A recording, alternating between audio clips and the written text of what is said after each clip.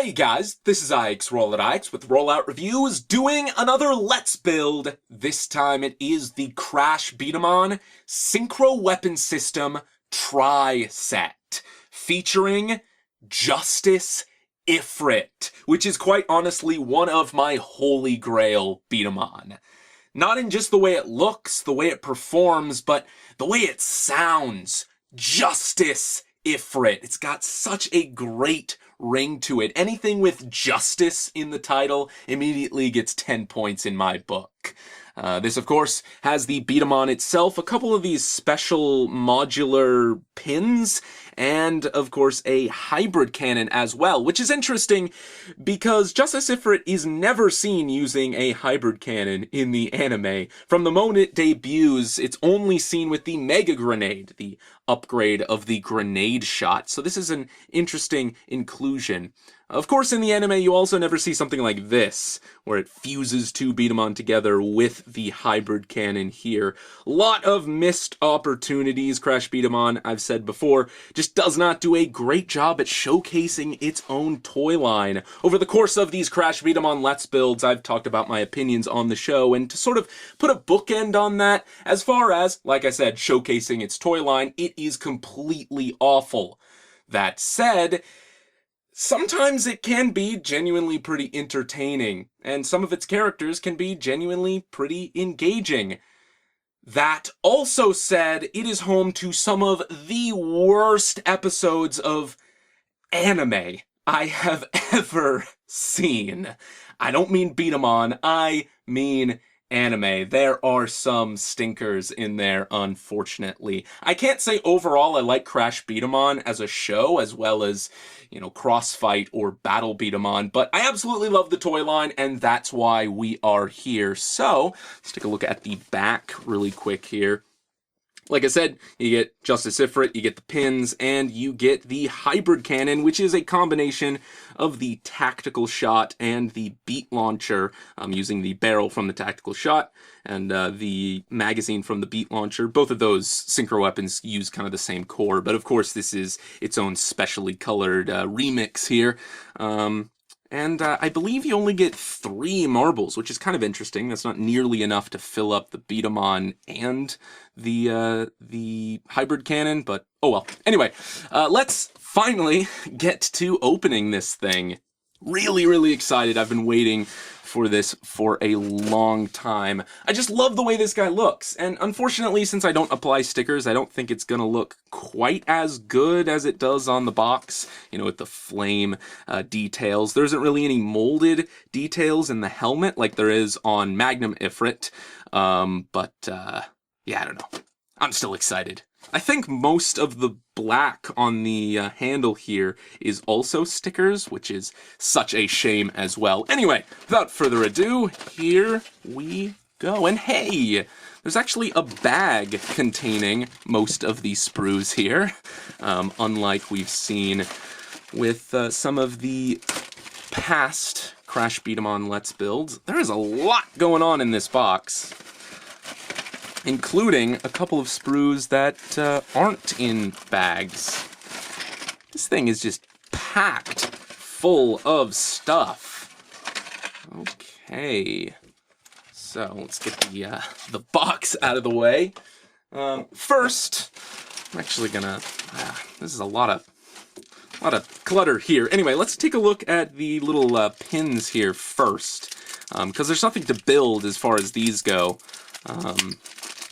They aren't on a sprue or anything, but I'm just going to take a couple of them out here so you can sort of get the idea. Of course, I'll go over all of the possibilities when I do a full review on this set, but as you can see, there are these little pins. I suppose you can knock them over just as pins, but you can also kind of put them together, and I think the main purpose of these is to kind of create barricades for your crash towers, making them more difficult to knock over, which I think is especially necessary when you're getting involved with the synchro weapon system, because of just how much potential those things have to dish out firepower, to dish out marbles at an alarming rate. Here is a sprue for the well, like the tactical shot beat launcher core section. So let me just get that out of the way for right now, just to clear up space here. Let's open up this bag, see what we got inside.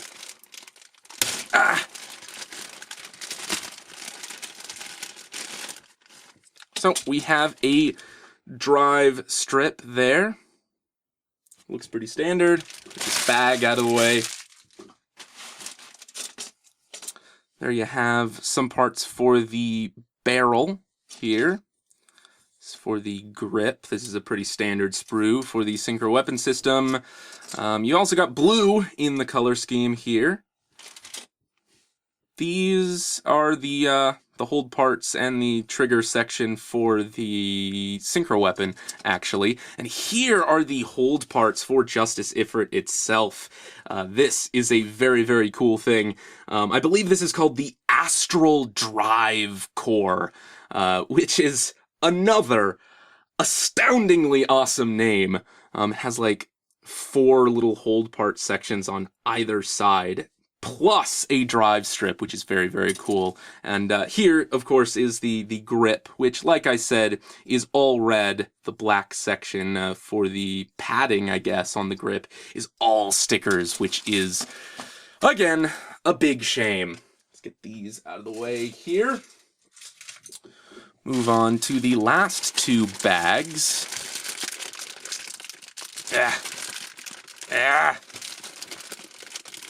Come on.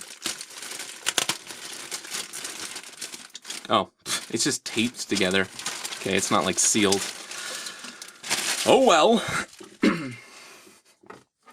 Another weird thing is that, I actually don't know. Over the break, I will compare this color to the original Magnum Ifrit, but I feel like Assault Tauros is the odd one out, whereas both Magnum Ifrit and Justice Ifrit, their cores match in color. So does Mach Garuda and Blitz Garuda, but then Bal Tauros and Assault Tauros just have completely different colored cores. Don't know what's up with that, but anyway, this might very well be a different color. I could be completely wrong, but I suppose we'll see here in just a minute. More parts for the barrel, I believe. Here are the armor parts, which again don't look quite as cool without the flame effects on either side, or really any kind of detail, like I said, is present on Magnum Ifrit. I always get Mach Garuda and Blitz Garuda screwed up in my head. Like, sometimes I call Mach Garuda Blitz Garuda, and sometimes I call Blitz Garuda Mach Garuda. I don't know what it is with that, but I almost did the same thing there for this guy too. Got the Ifrits mixed up. I will say this blue color here is much more vibrant, much brighter than I expected it to be. I was expecting something a little bit more like, well, Garuda's blue. But yeah, it is interesting that all of these synchro weapon system upgrades for these beat-em-on have like more blue in their color scheme. I don't know what's up with that. It's like the signature color for the synchro weapon system. Let's open up the final bag here. Wow, that is a big sticker sheet. I don't know what I expected. I kind of knew there's a lot of stickers on this guy. But here are the 3 B-Daman. Very standard there. You get a bunch of springs, because you have springs for both the trigger system and the barrel, because there's like a suspension barrel on the front of this guy, which is very, very interesting. Can't wait to see how that works. Let's get this bag out of the way here. Here is the sticker sheet.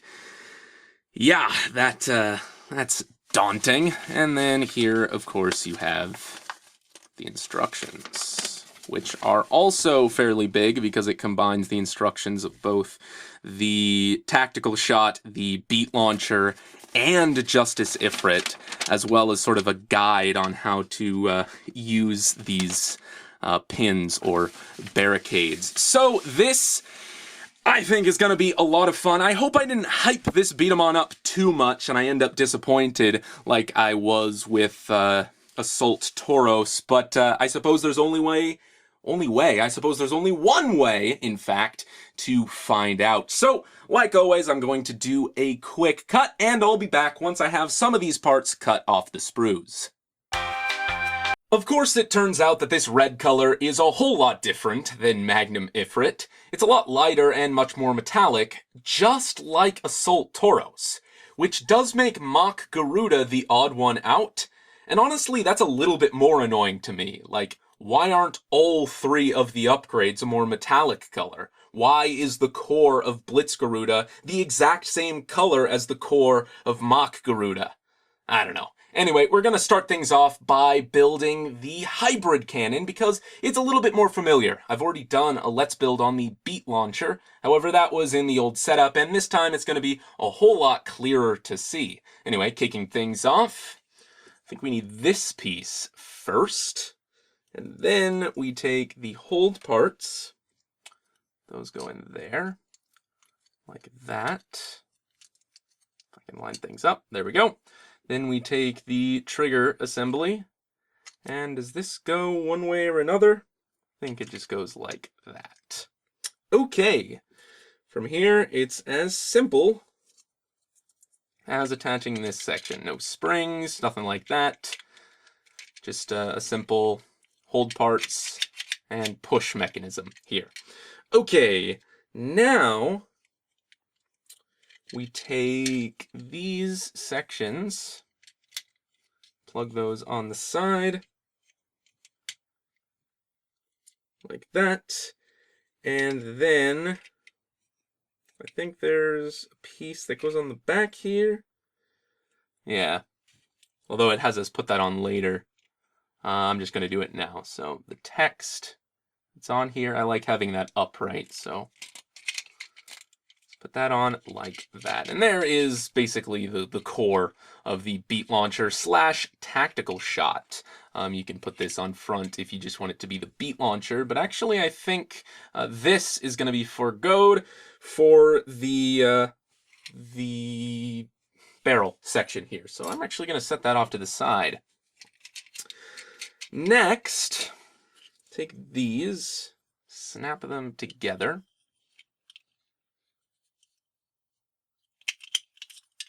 Come on.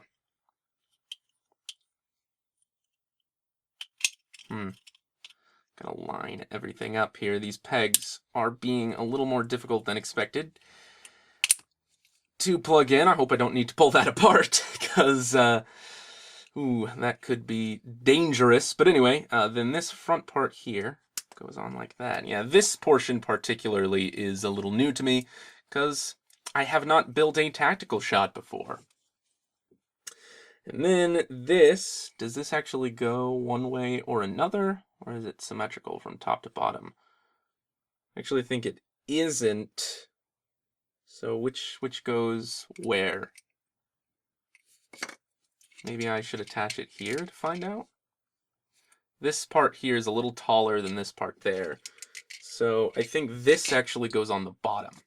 So which orientation does this go? Does it matter? I think, yeah. Okay, so that goes there like that. And you can actually like take this and tilt it from left to right, depending on how you, which direction you want the marble to shoot in, which, you know what? This is a whole lot more loose than I expected it to be. Feels like there should be more friction going on here to make like this clicking mechanism work. Like, let's see if I can get this happening. You can hear like a click noise there. I feel like there should be more friction, but I don't know. Anyway, I might figure that out later. But this just plugs onto the front here. And well, there you have the tactical shot, basically. Oh, now that I plugged it on here, I guess these sections like tighten the whole thing up. I don't know. Magic. It's magic somehow. But anyway, there is that. So now we build the magazine portion, the Beat Launcher portion. Oh, this actually goes on here too. Whoops. Okay. Very tight, but that goes there. then this is pretty simple. Those just peg together here. These snap on here and here. And this just goes on the top, just like the loading magazine. There we go. Just like that. Good to go. That plugs on here. There is the hybrid cannon. I actually am thinking of getting just the normal tactical shot, which has a white barrel on the front here, and then replacing this front section with the white barrel so that it's actually a little bit more accurate to Justice Ifrit's overall color scheme. I mean, it's like Justice Ifrit doesn't even use this in the show anyway, so it's not like it's an inaccurate or anything. So yeah, it's an idea. But anyway, like I said, there is the hybrid cannon. I guess I never really realized it because of the black on the barrel and the trigger and the flames on the sticker sheet, but the core of this B-Daman is awfully patriotic. But anyway, we're going to start building Ifrit himself. It's worth noting that the instructions actually don't have you attach these power assist armor wings until later, but I'm just going to consider them part of the core here. So, learning from our mistakes with Tauros, we need to put the hold parts in before we snap the body together. However, before we even do that, we need to put in the drive strip. So, how does this go? I think we orient it like this, and then it slides all the way down this bottom hold part, like that. Then that goes in there, and finally, and only then, do we snap together the central portion. So, there we go. Didn't break anything this time. Okay. From here, I suppose I'll attach the feet, since that's a little more simple than the arms, I think. Again, blue armor on the feet there. The feet are a little bit looser than I'd want them to be, or at least this one is. This one's kind of a bit tighter for some reason. But anyway, there you go, there you go. Blue and red looks pretty nice together. And let's see, do we have to attach... No, it's not weird like Tauros, where we have to kind of attach the arm and the shoulder armor together. We can just attach the shoulder armor, get that all situated, and then attach the arm later, which is much more enjoyable. I like it has these, like, fins up top here.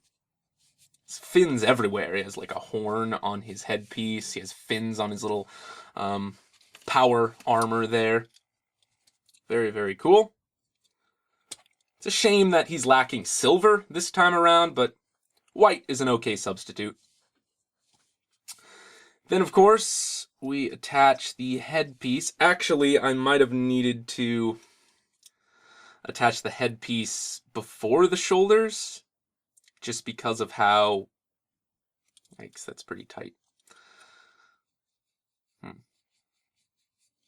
Anyway, just because of how snugly the helmet...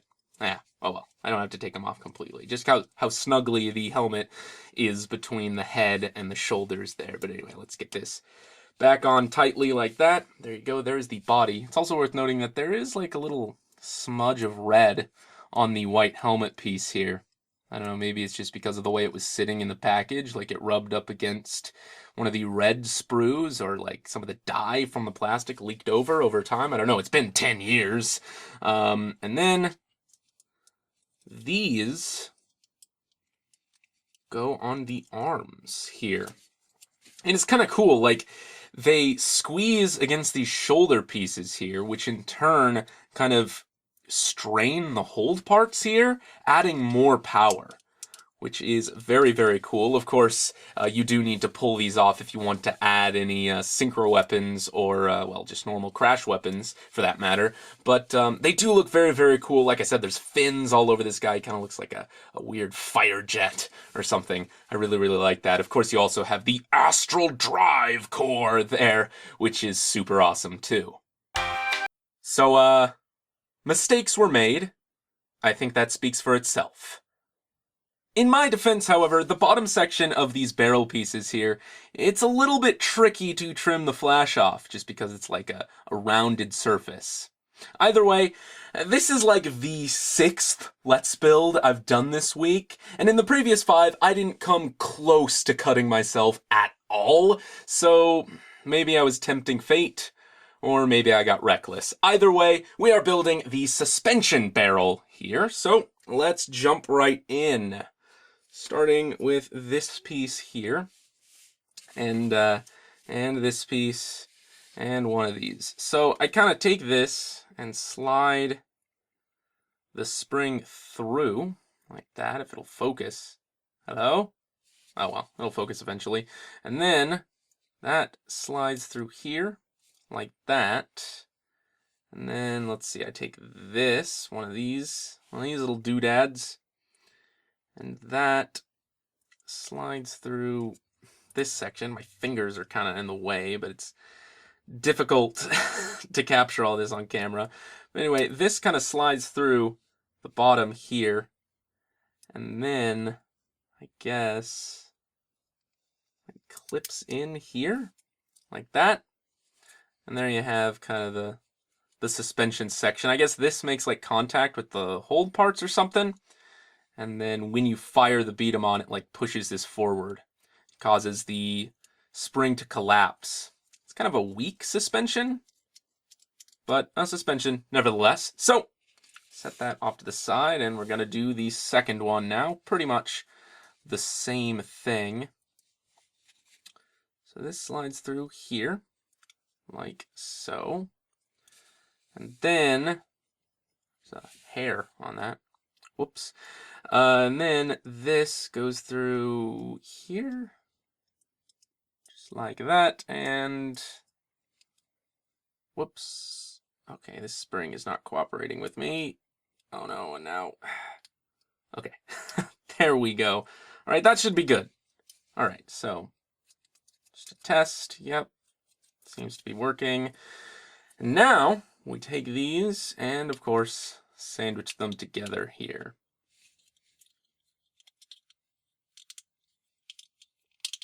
Just like that. Kind of looks like a pump action shotgun or something at the bottom. Just kind of a cool visual effect, even though it does nothing. And then, next, I take this. That goes on top.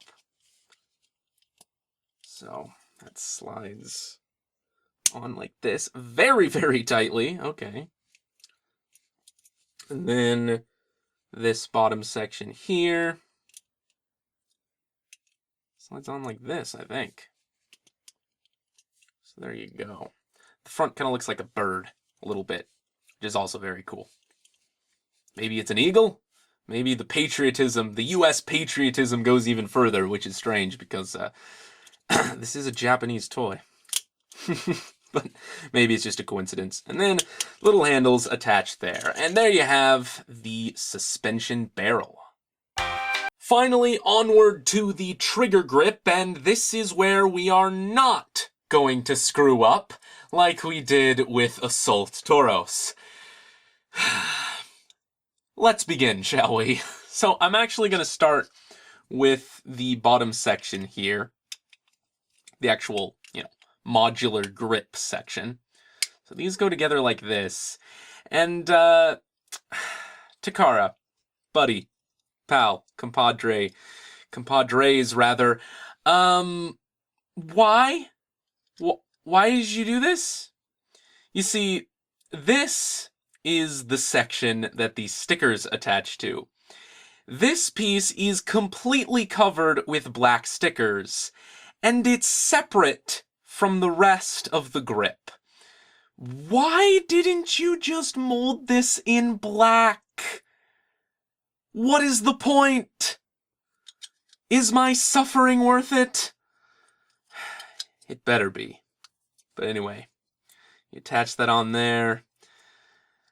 I can fit that just like so, and there you got this like completely red barrel, when this section could have been black without stickers. I don't know. What were you thinking? Anyway, we'll set that off to the side for now. This is the moment of truth. So, I have this section here. And I put this section down, actually, because I start with this. I can't believe I already forgot. Okay. So, let's be gentle and face it the direction that the instructions would have us do it. So that goes there, like that. This attaches to the other side here, like this. And I remember this being a little bit tricky. Ignore that. Okay, come on. It's kind of just a tight fit in here, but just goes in like that. And you got the hook section attached to the trigger and the gears, or not gears, but teeth rather, that attach to the gears. But there is that. Now we come back to this, of course, and we take this section, and that goes like that, right? Then we take this, that goes like that. Yeah? Is this lined up properly? Yeah? Okay. All right. Okay, good. Now, take the spring, goes in there, lines up with this piece. If we don't get it somehow stuck? What? Okay. All right. Crisis averted. Then we attach this piece here, like so. And then the trigger attaches.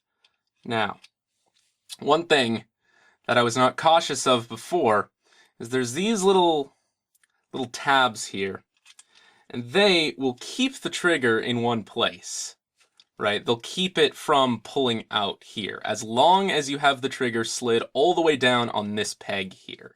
So as long as that reaches interference, the trigger is in the right place.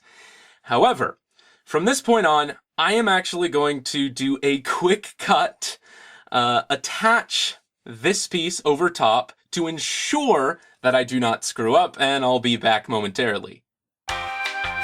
I very nearly forgot to add this piece before sealing the deal, and that would have been the Assault Tauros nightmare all over again, so I'm glad I didn't do that. I cannot express to you how much of a rickety mess it is lining everything up and snapping this together. It's kind of awful, but here we are. Last but not least, we've got to take this piece, snap that on here, and finally this goes on here, just like that. Now we can take the grip, slide that on there, and there is the Justice Ifrit trigger grip. Now we can put the whole B-Daman together. So here is the core. Let's see, I want to do it this way because that's how it is on the box. Even though they have it the other way for the show, in the show, they all use their right hands to fire these things, but whatever. This is the way the box does it. This is the way the instructions does it. So that's the way I'm going to do it now. Now we can attach the barrel here. And can I actually attach it with the handles here without pulling these off?